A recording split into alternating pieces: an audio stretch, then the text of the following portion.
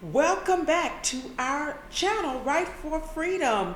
I want to welcome you here on Black History Month, and we're going to be taking a review look actually at some documentaries that were offered to our community for Black History Month.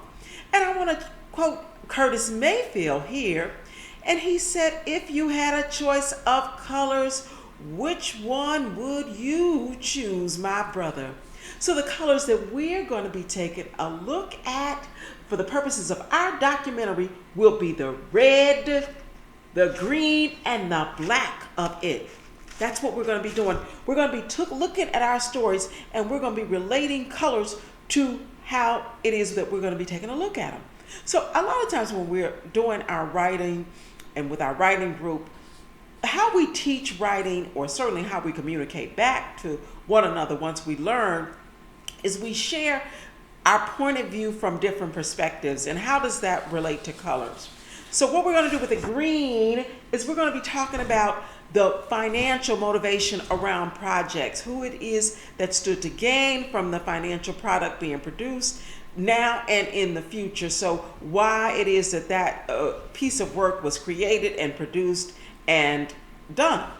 And so the black part of the story, especially during Black History Month, is pretty much obvious.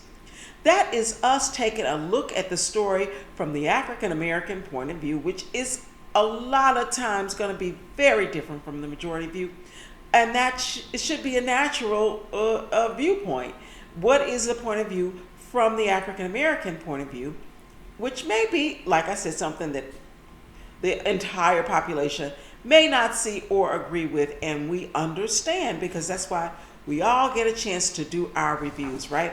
So next, looking at it from the red. And what is it that red would stand for in terms of storytelling and review telling? It would represent the, what I think in the blood or something, in the red, the black, and the green. But here, the red portion, when we talk about the red part of the story, we're going to be talking about the part of the story that runs throughout the story. What is it that's being told or being said throughout the veins of the story and throughout the words, throughout the lines? What is it that is being told? What is the story that is being told? So also, as you know, in storytelling, which we've said before, a lot of times there's more going on than meets the eye.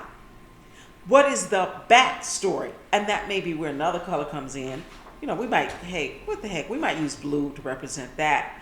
But that'll be outside of our, black colors for Black History Month. But anyway, we will use the blue. What is it that's not being said that actually may be a powerful point of view leaving for the audience to arrive at? So we'll give you a chance to arrive at your own stations based on your own opinions. We don't want to tell anybody what to think. We just want to do a review and tell you what it is that we at Right for Freedom are thinking once we saw the offering. So that's what we're going to be doing here. So again, one of the first videos we're going to do for the review portion would be the video that Netflix offered in terms of who killed Malcolm X. And we're going to be making actual a couple of stars and recommendations for the video. And this is part one of the video. And we're going to do several parts to get through the documentary. Other things that we like to do in Right for Freedom is that we like to compare works. We like to compare one work with another work. And so in this case, we're going to be comparing the Malcolm X documentary with the Aaron Hernandez documentary. And we'll be looking at those two documentaries from a variety of points of views, right? We talked about that in terms of our color. So one of the first things we want to do before we end the first video is we want to take a look at the Who Killed Malcolm X. I want to do that one first and get through some parts of that video before we do part two. But part one, let's take a look at the documentary from the black side. And of course, it's Black History Month and an excellent timing for this documentary. I don't know how many of you have heard about it, but go out online and take a listen as the documentarian. He's a first-time documentarian, takes a look at this information. Like I said, financially, the green part, this is a good time to be dropping a documentary like that. And the investors should find that they receive a return on investment very well as the video starts to gain attention. And they also said that there's going to be some new charges based on the documentary, but we are not going to talk about anything like that. We have no motivation around that. Actually, we are looking at the quality of the product that the documentarian put out. And so that's where we go to the red, and what story he is telling there.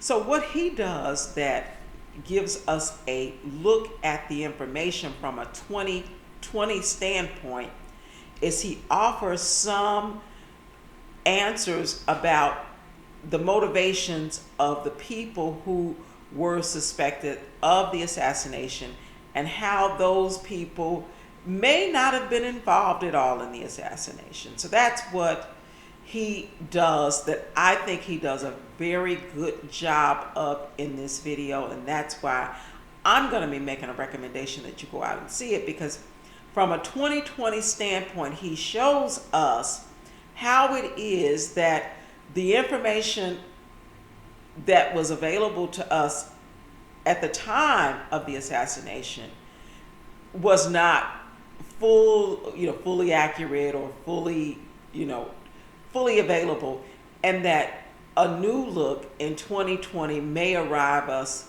at a new determination. So that, I believe that he did a great job at showing that in the documentary.